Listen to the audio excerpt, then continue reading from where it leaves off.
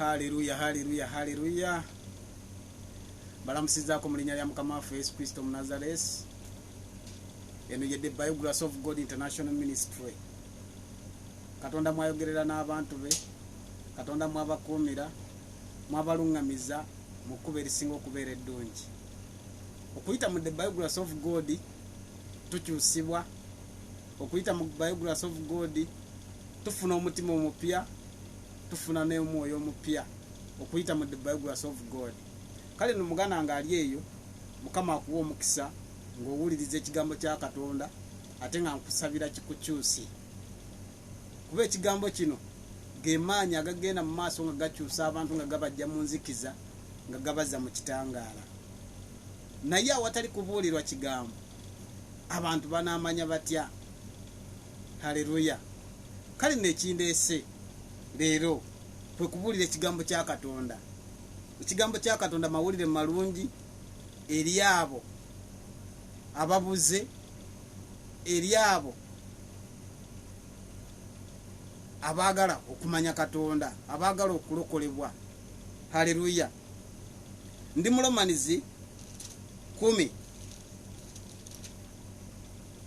Ndi mu Romanizi 10 ntandise n'olunyiriri olw'13. Lugamba, for everyone who calls on the name of the Lord will be saved. Kale oyo alikowoola erinnya lya Mukama alirokolebwa. Olw'14. But how can they call on him to save them unless they believe in him? Naye bayinza batya okumukowoola okubalokola okujjako nga bamukkiriza. Haleluya. And how can they believe in him if they have never heard about him?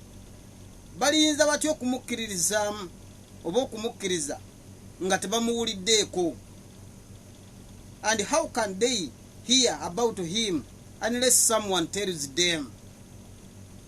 Balimuwulirako batya okuleka nga waliwo amubabuuliddeko? Ekyo kyekindeese mukubuulireko. Omulokozi akwagala ennyo, kyali kyasanyu nnyo ng'otondebwa. Haleluya. Kubanga wakolebwa mu kifaananyi kye. Kale oyo yandeese mukubuulireko. Otwale obulungi bwe, otwale ekisa kye. Ayagala kupafekitinge oddeyo mu kifaananyi kye. Otandike okukola nga ye bw'akola. Otandike okulowooza nga ye bw'alowooza. Haleluya. Wulira, ndi ku lunyiriri 15. How will anyone go and tell them without being sent? Naye omuntu anaagenda atya gye bali n'amubabuulirako okujjako ng'atumiddwa? Haleluya.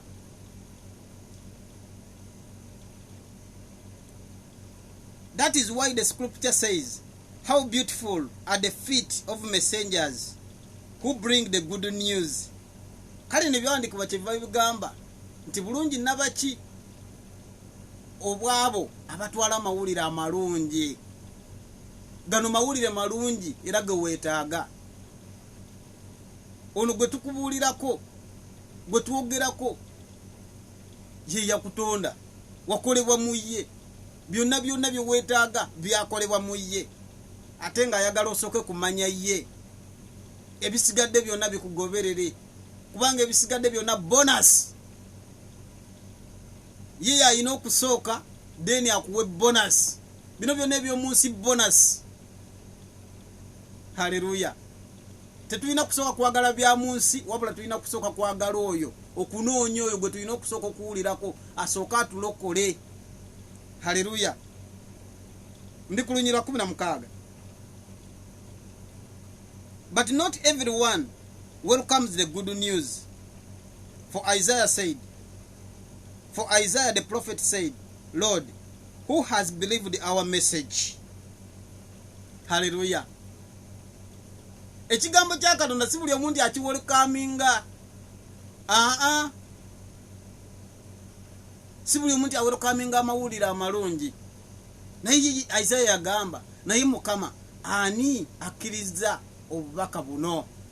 Ani akkiriza obubaka bwaffe? Ani akkiriza ekigambo kyo kikole mu bulamu bwe?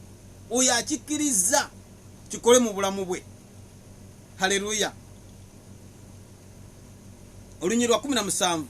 So faith comes from hearing. That is hearing the good news about Christ.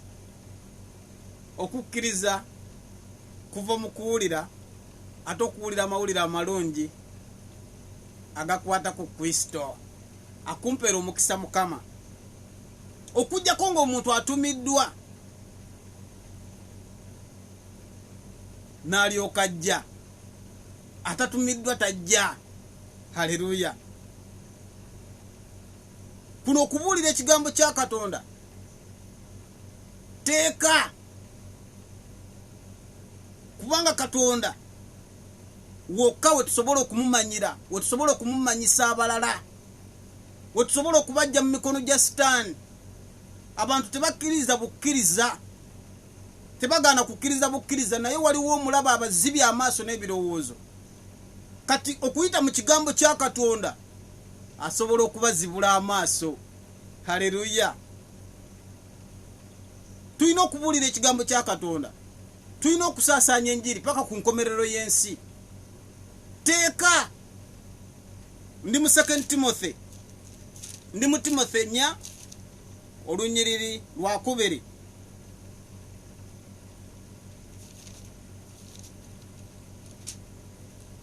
Timothy 4 olunyiriri lwa 2 lugamba bwe luti: Preach the word of God. Be prepared, whether in time is favorable or not. Patiently correct, rebuke and encourage your people with good teachings.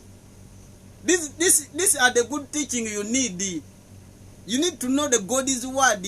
You need to know the word of God to guide you, to help you, to open your mind, to renew your mind. Hallelujah.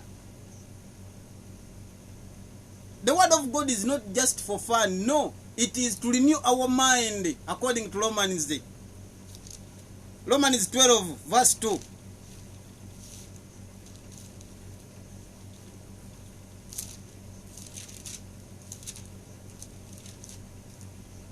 Ekintu kyokka kye tulina okukopa ekigambo kya Katonda kigamba ki? Kye kigamba kye tulina okukola. Tetulina kukopa bya mu nsi. Hallelujah. Romans 12 verse 2. Don't copy the behaviors and customs of this world. Temukopa bulombolombo bwa mu nsi muno na neeyisa ya mu nsi muno. Naye wulira. But let God transform you. But let God transform you into a new person. Only the word of God can make you a new person. Only the word of God. Only the word of God. Ulira. But let God transform you into a new person by changing the way you think. By changing the way you think. Kubanga batubeera mu nsi muno tulowooza bya mu nsi, naye Katonda bwakusisinkana otandika akyusa endowoozayo, n'otandika okulowooza nga ye, n'otandika okulumirirwa abalala, n'otandika okwongerayo ekigambo kye ng'okisaasaanyiza abalala, ne kigenda nga kirokola abantu abo. Haleluya. Wulira. But let God transform you into a new person by changing the way you think.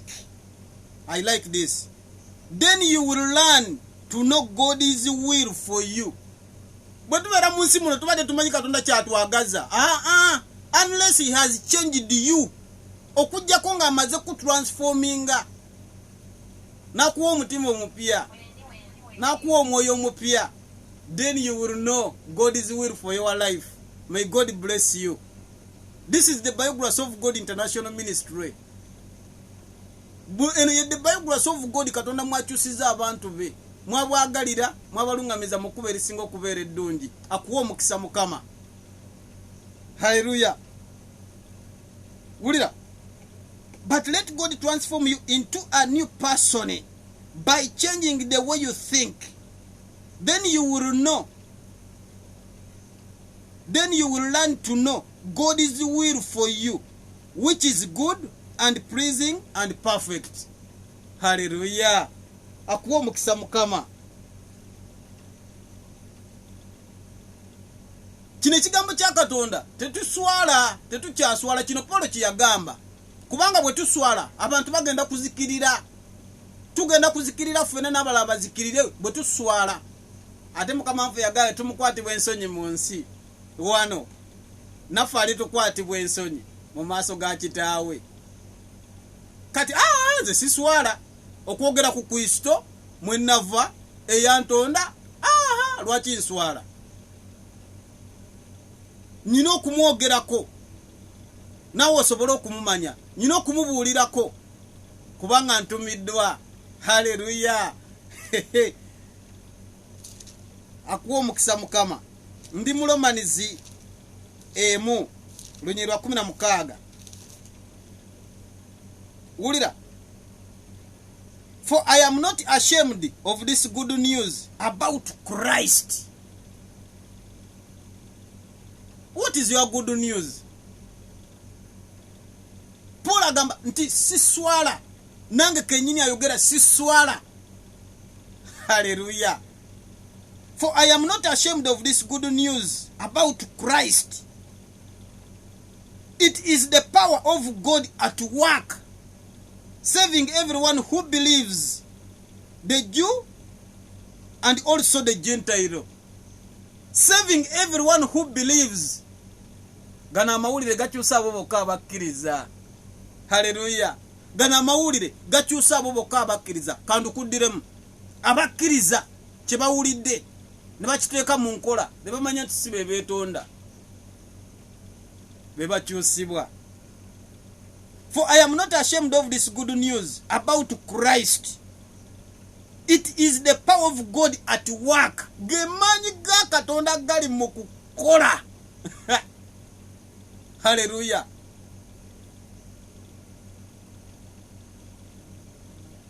It is the power of God at work, saving everyone who believes. Now you need to believe. You need to believe. Wetaaga okukkiriza. Ensi togenda kugiyitamu nga tokkiriza.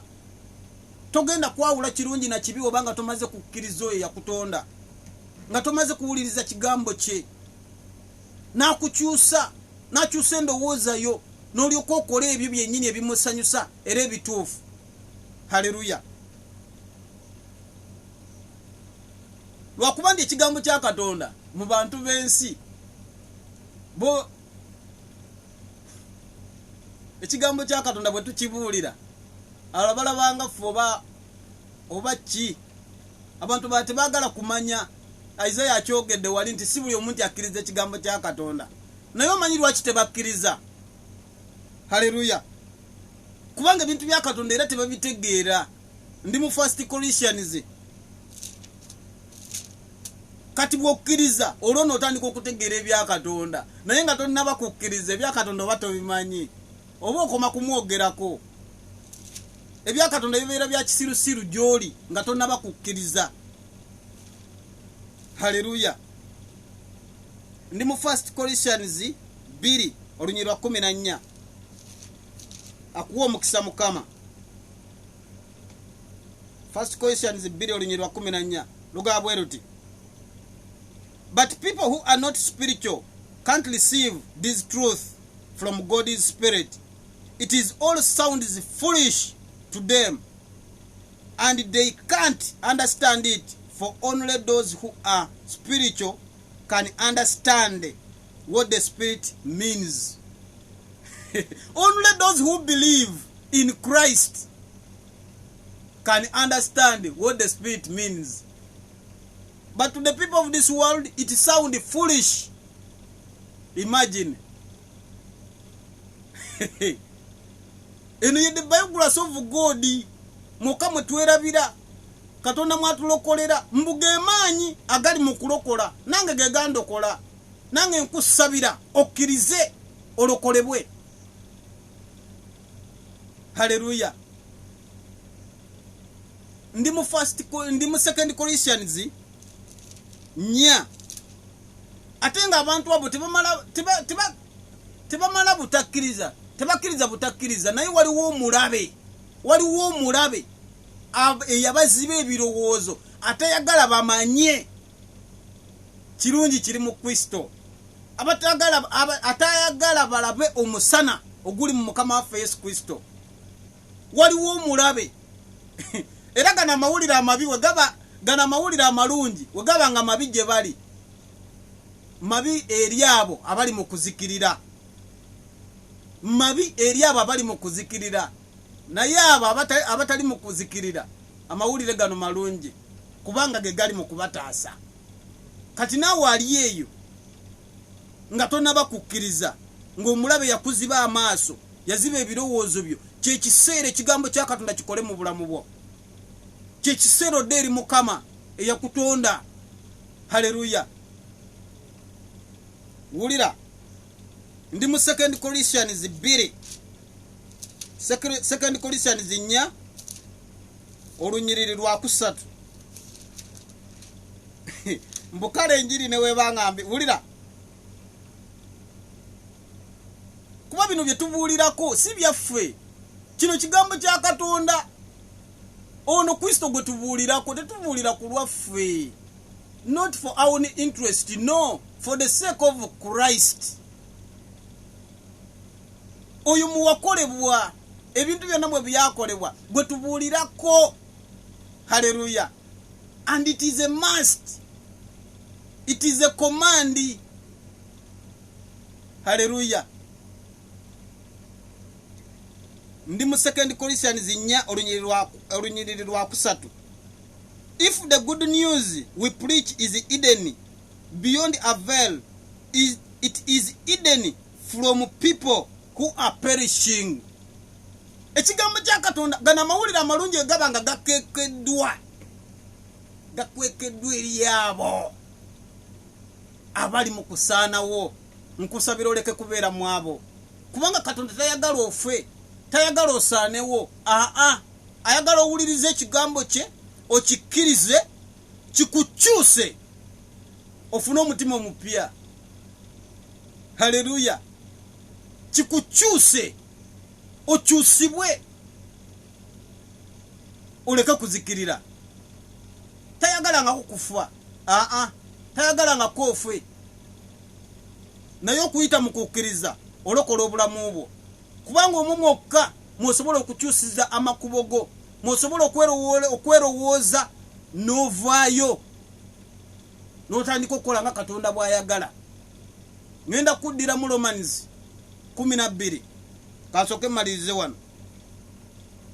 If the good news we preach is hidden beyond a veil, it is hidden only from people who are perishing. Omanyi lwaki basaanawo? Omanyi lwaki osaanawo gw'atanaba kukkiriza? Puliriza bulungi, ndi ku lunyiriri lwa 4. Satan, who is the god of this world, has blinded the minds of those who don't believe. They are unable to see the glorious light of the good news. They don't understand this message about the glory of Christ, who is the exact likeness of God. Hallelujah. In the biography of God International, ebitabo bingi byawandikibwa naye kimu kyokka ekikyusa. Hallelujah. Okuyita mu the biography of God mwokka mwe tusobola okukyusibwa ne tutandika okulowooza nga ye, kuba ekyo kyayagala. Romans egambye, don't copy the behaviors of this world, but let God transform you into a new person. When you believe God, then he transforms you in the way he wants you to be. Hallelujah. Wulira, Satan, who is the god of this world, Satan Katonda w'omunsi muno, has blinded the minds of those, mbu yaziba ebirowoozo byabo abaagaana okukkiriza. Osanga omuntu nga yenyimiriza mu butakkiriza nga awakana, kumba omulabe yamuziba bwezi, tayagala alabe kitangaala, ayagala azikirire. Omulabe ayagala ozikirire wogaana okukkiriza. Kigaane, vaayo. Mukama mwetegefu okulisiivinga akukyuse nawe okyusa abalala nawe ogenda obuulira ekigambo kye ekyo Katonda kyatwagaza. Haleluya. Satan, who is the god of this world, who is the god of this world, Satan, who is the god of this world, has blinded the minds of those who don't believe. They are unable to see. Kubanga tebasobola kulaba glorious light of the good news. They don't understand this message about the glory of Christ, who is the exact likeness of God. Hallelujah. Tebasobola kulaba kitangala na kitiibwa ekiri mwoyo ali mu kifaananyi kyennyini ekya Katonda. Hallelujah. Kakati bw'otamanya mutonzi wo olwo oba onaamanyani. Hallelujah. Oba onaamanya sitaani, olina kusobola kumanya Mukama Katonda wo. Era akugambye nti abo abatakkiriza baazibibwa obwongo, ebirowoozo byabwe byazibibwa.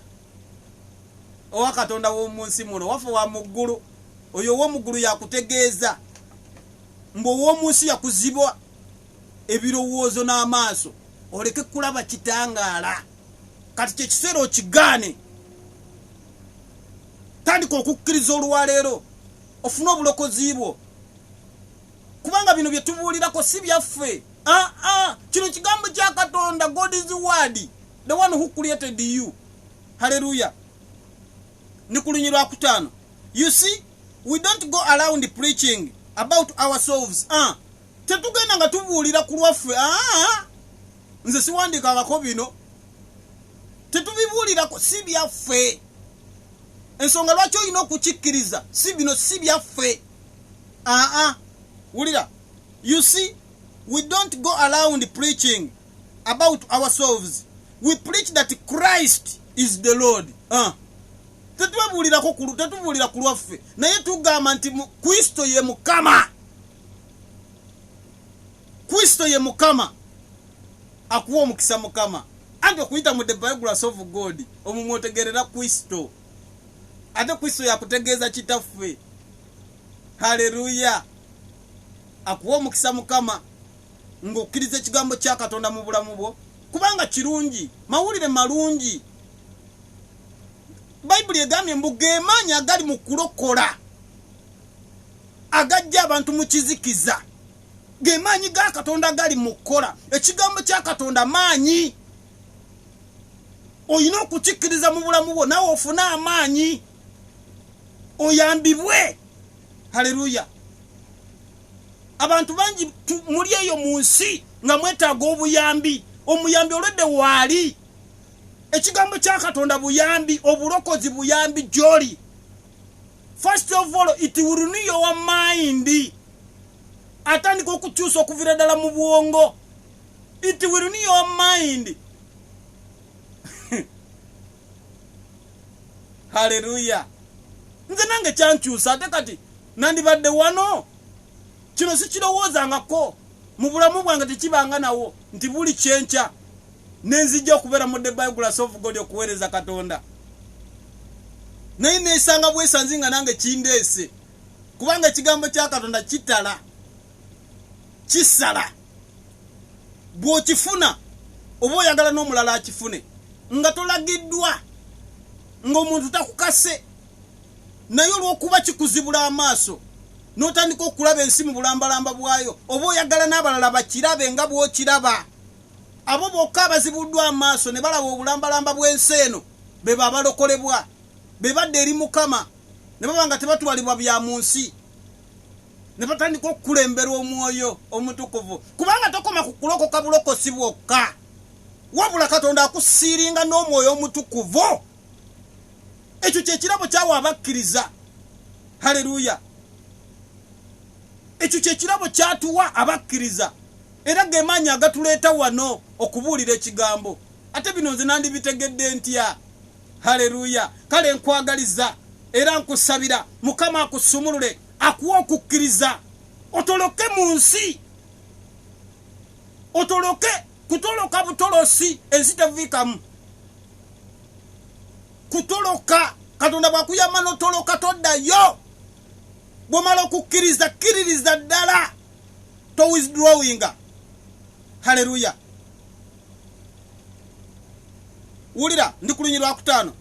You see, we don't go around preaching about ourselves. We preach that Jesus Christ is Lord, and we ourselves are your servants for Jesus' sake. Fe tuli baweereza bamwe ku lwa Kristo, tuli bakozi bamwe ku lwa Kristo. Haleluya. Kristo yatutuma tubakolere, tubulire ekigambo kye, tuli bakozi bammwe. Haleluya. Naye olunyiriri lw'olina okugaana luli wano.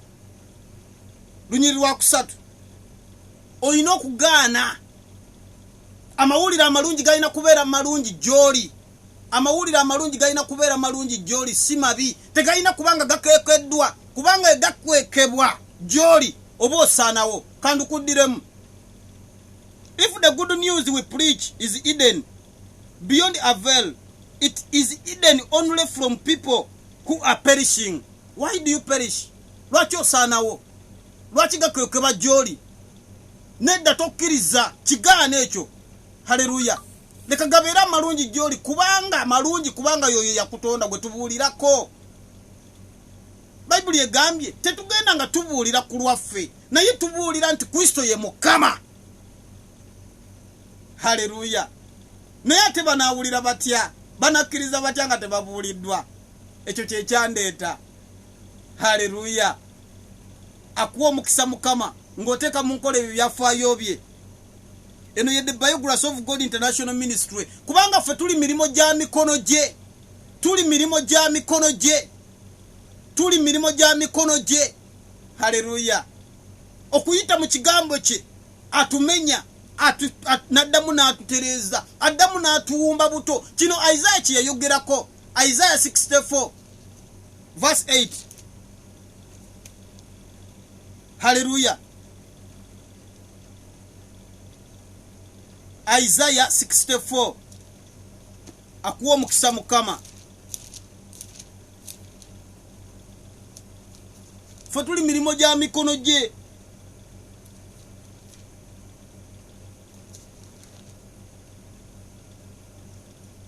Ndi mu Isaiah 64 verse 8. And yet, O Lord, you are our Father. Hallelujah. Ulira. And yet, O Lord, you are our Father. We are the clay, and you are the potter.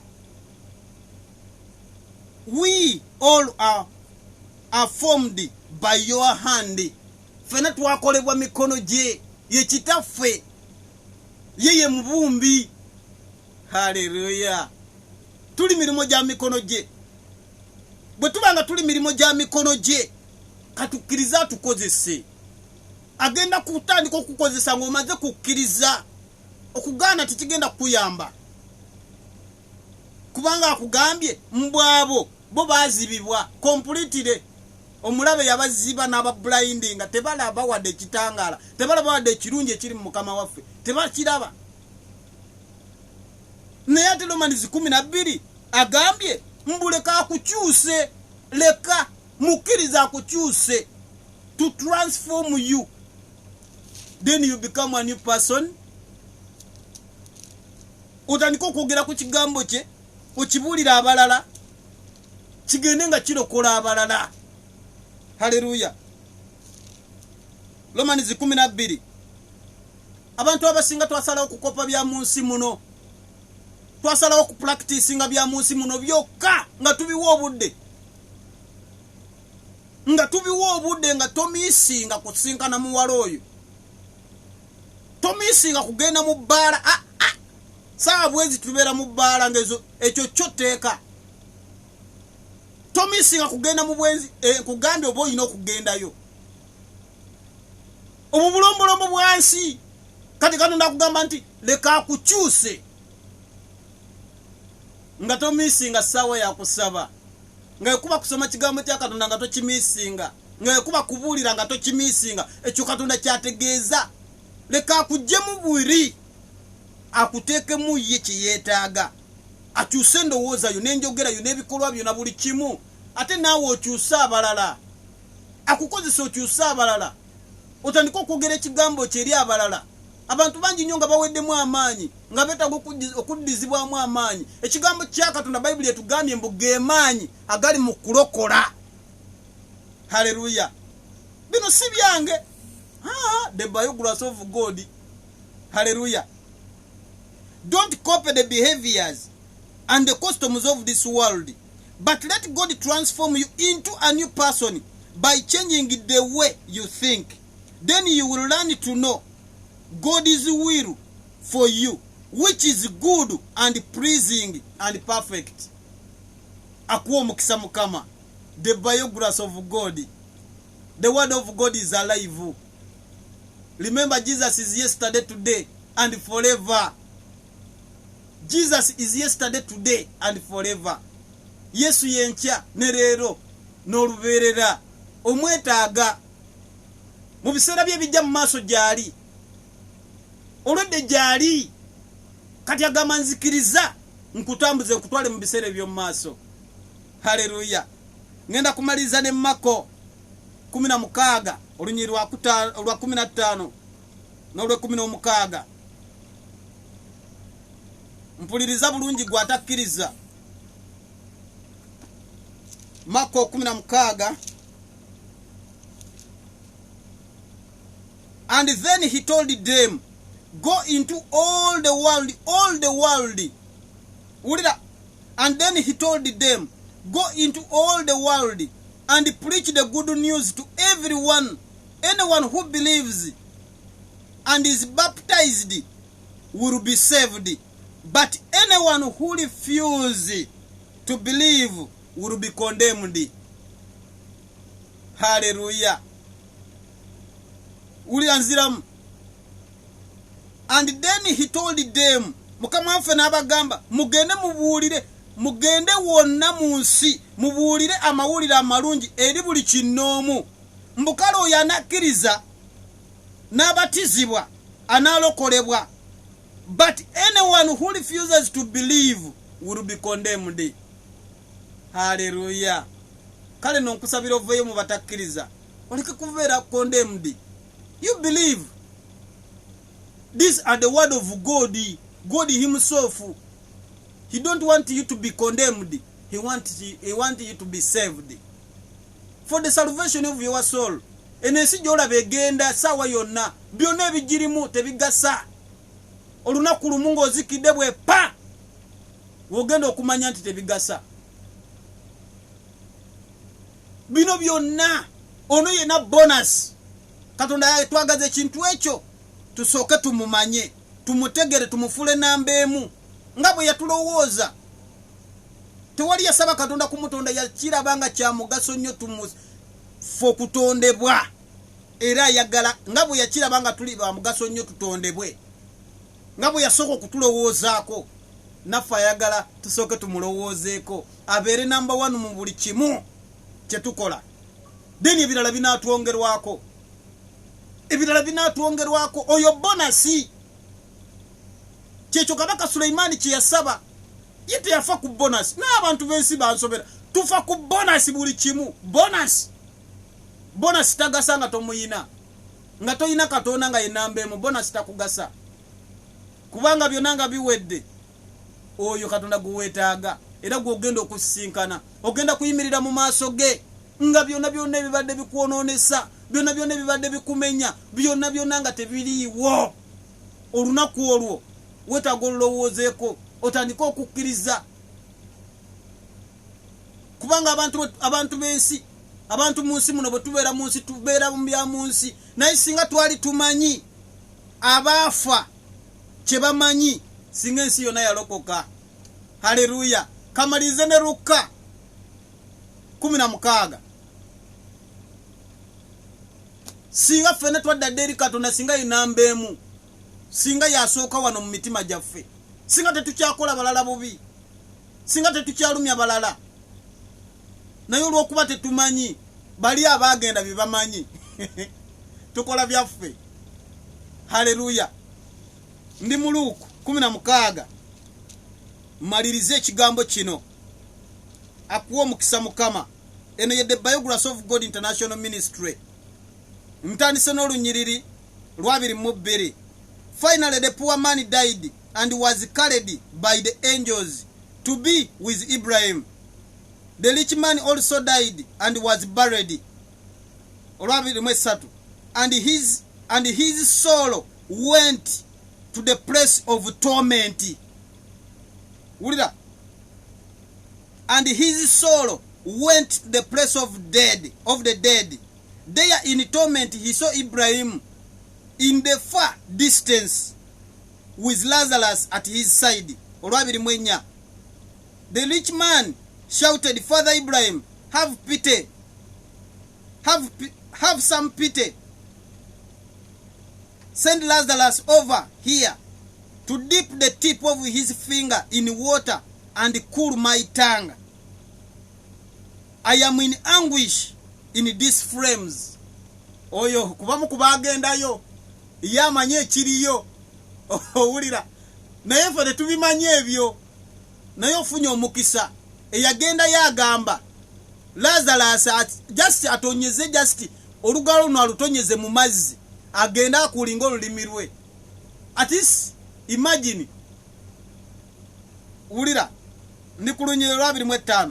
But Abraham said to him, Son, remember that during your lifetime you have had everything you wanted, and Lazarus had nothing.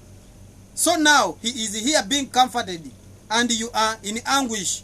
And beside, there is a great stream separating us. No one can cross over to you from here, and no one can cross over to us from there. Then the rich man said, Please, Father Abraham, at least send him to my father's home. Send him to my father's home. Olwo amaze okutegera obubi obuliyo eyo gyali ayagala kutaasa basigadde, ayagala kutaasa bakoze eki basigadde kandukudiremu. Then the rich man said, Please, Father Abraham, at least send Lazarus to my father's home. To do what? For I have 5 brothers, and I want him to warn them so they don't end up in this place of torment. Mbwayagala abalabule baleke kukomenkereranga gyali, baleke kugenda gyali kubalabula kuki. Amawulire amalungi gatutegeeza nti bwe tukkiriza nti Kristo Yesu yafa n'azuukira mu bafu tujja kulokolebwa, bwe twenenya ebibi byaffe tujja kusonyiyibwa. Ekyo kyegategeeza ono agamba Ibulayimu asindike Lazarus agambe baganda be benenye. Wulira ndi ku lunyira 28.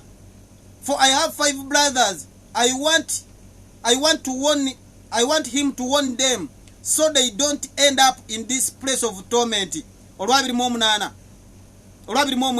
But Abraham said, Moses and the prophet have warned them. Your brothers can read what they wrote. This is important. Ndukudiramu kuba wano eno The Biography of God mwakama tuwerabira ne tusobola okwetereza. Yamugamba bwati baganda bo bayina Moses, bayina ne bannabbi, basobola okusoma bye bawandiika bisobola okubataasa. Kati wetaaga okusoma ekigambo kya Katonda okitegeere, kubanga buli lw'okisoma Katonda agenda kukitegeeza kikitegeeza. Haleluya. Nga toliko kubuusabuusa tokiteeke mu bikolwa. Put it into practice. Hallelujah. But Abraham said, Moses and the prophets have warned them. Your brothers can read what they wrote. Ndi mukusoma kati sawa zino bannabbi ne Moses bye bawandiika bye nkutegeeza, nawe olina okubyesomera. Hallelujah. Olunyiriri lwa 3. The rich man replied, No, Father Abraham, but if someone is sent to them from the dead, then they will repent of their sins and turn to God. Mbu singa omuntu singa Lazarus azukira n'avaayo n'agenda n'abategeeza mbu bajja kwenenya bave mu bibi byabwe badde eri Katonda, bajja kwenenya ebibi byabwe badde eri Katonda, bajja kwenenya ebibi byabwe baddewa eri Katonda. Amakulu nti tosobola kudda jali nga tomaze kola ki kwenenya. Kati mpuliriza bulungi, kubanga ensi yazibibwa mulabe Sitaani. Ibrahimu yamuddamu bw'ati, ndi ku lunyiriri olwasatu mu olumu. But Ibrahim said, if they want to listen to Moses and the prophets, webaba nga tebawuliriza Moses ne bannabbi, wulira. But Ibrahim said, if they want to listen to Moses and the prophets, they won't listen even if someone raises from the dead. Obanga tebawuliriza Moses ne bannabbi, tebajja kuwuliriza, tebajja kusikirizibwa. Omuntu ne waba anazuukidde okuva mu bafu n'ababuulira. Haleluya. Kakati tuli wano, Mukama waffe Kristo Yesu yawangula amagombe, yatutegeeza twenenye tuwone okuzikirira. Yokana yajja abuulira abantu, atubuulira twenenye tudduke ekibi. Ne Mukama waffe yajja abuulira kyekimu, naye tukyagaanye okukkiriza. Haleluya. Ekigambo kya Katonda tekirimba. Katonda alabirira ekigambo kye paka nga kikoze, tali kituma ne kigdayo gyali nga tekikoze. Nkusabira ekigambo kya Katonda kikole gy'oli mu bulamu bwo, kisumulule obulamu bwo, kisumulule famire yo ne mikwano gyo, kubanga mu byonna nga biwedde, byonna nga biwedde. Mukama waffe Kristo yagamba bw'ati, kigasa ki omuntu okulya ebirungi by'ensi naye n'afiirwa omwoyo gwe. Bayibuli etugambye mbono yagenda okuzuukuka ng'emmeme ye eri mu place of torment, mu kifo ky'abafu. Naye Lazarus bwe yafa ate yatwalibwa bamalayika, ate ebisuubizo byabo abakkiriza bakuumibwa bamalayika. Haleluya. Kati akumpeera omukisa Mukama ng'oteeka mu nkola ekigambo kye, kubanga ekigambo si kibi, kigambo kirungi, mawulire malungi. Mwokka mwosobola okwogerera ne Katonda. Kati wano ndi mu kwogera naye, era nkutegeeza byaŋŋambye nkugambe. Naye Isaiah yagamba, kamalize n'olunyiriri lwa Isaiah. Nzizeyo mu Romanizi, ngenda kumaliza ne Romanizi 10. Akuwa omukisa Mukama. Eno ye the Biography of God International Ministry. International, kino kigambo kiri international, Katonda ali international. Era yalagira yagamba mugende mubuulire ensi yonna, the whole world. The gospel must be proclaimed to the whole world. Ngenkomerero tenaba kutuuka. Haleluya. Enjiri erina okubuulirwa. Ndi mu Romanizi 10. Ndi mu Romanizi 10 olunyiriri lwa 15 lwentandise nalwo. And how will anyone go and tell them without being sent? That is why the scripture say, how beautiful are the feet of the messenger who bring the good news. But not everyone welcomes the good news. For Isaiah said, Lord, who has believed our message? Who has believed this word of God today? The one who believes this word of God will be saved. And I pray for you to be saved in Jesus' name, for the salvation of your soul. For the salvation of your soul. For the salvation of your soul. May God bless you.